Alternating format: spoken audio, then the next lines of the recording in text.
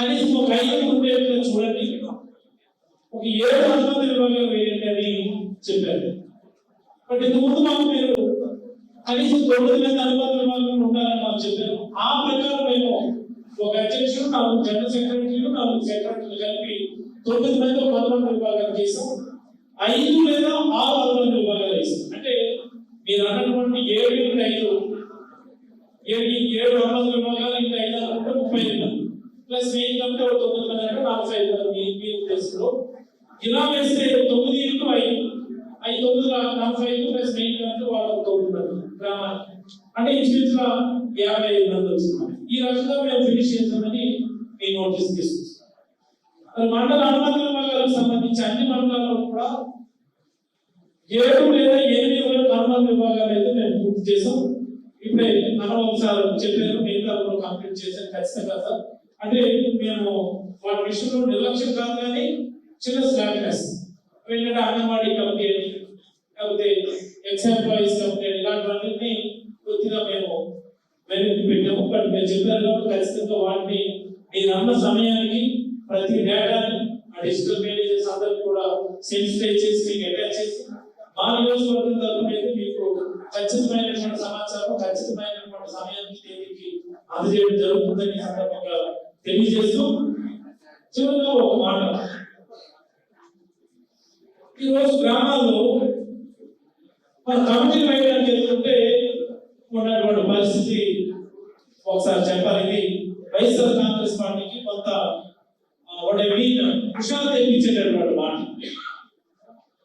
మొదట్లో మా వాళ్ళు కమిటీలు వేయడానికి గ్రామానికి వెళ్ళినప్పుడు సరే 50 మంది 60 మంది ఎక్కడ అవుతాయి సార్ మనకి ఎవరు సార్ అని చెప్పి ముందు అన్నటువంటి వాళ్ళు వెళ్ళిన తర్వాత ఏమంటారంటే సరే ఈ కమిటీలో 9 మంది వేయాలా 8 మంది వేసుకోవచ్చా అన్నటువంటి పరిస్థితి ఈరోజు ప్రతి గ్రామంలో కూడా ఉందని ఈ సందర్భంగా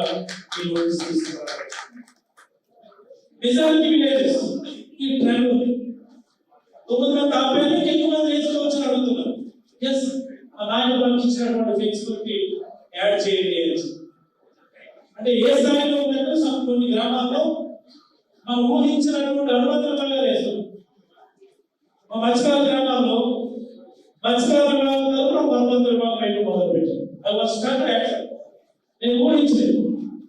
మత్స్యకార విభాగం తరఫున ఒక అనుమతుల విభాగం ప్రతి మత్స్యకార గ్రామంలో కూడా తీవ్ర గ్రామంలో పేరు జరుగుతుంది.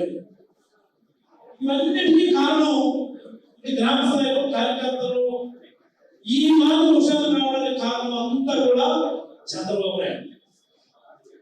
చంద్రబాబు నాయుడు వల్లనే ఈ విషయాలు. ఎందుకంటే చంద్రబాబు నాయుడు మైక్ పట్టుకుంటే మాట్లాడే మాటలు క్వాంటం క్వాంటం క్వాంటం, కింద వెళ్ళి చూస్తే మాత్రం లెక్కలు లెక్కలు లెక్కలు లెక్కలు అని పరుగులు పెడతారు.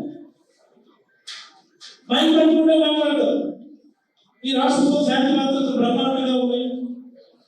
ఏవైతే కంట్రోల్ చేస్తాం శాంతి భద్రత, ఏ డ్రోన్ పంపించి ఎవడెక్కడికి ఎంజాయ్ అవుతున్నాడు లేకపోతే ఎవడెక్కడో మందు కొడుతున్నాడో మేము చూసి చెప్పేస్తామని చెప్పి మాట్లాడతారు.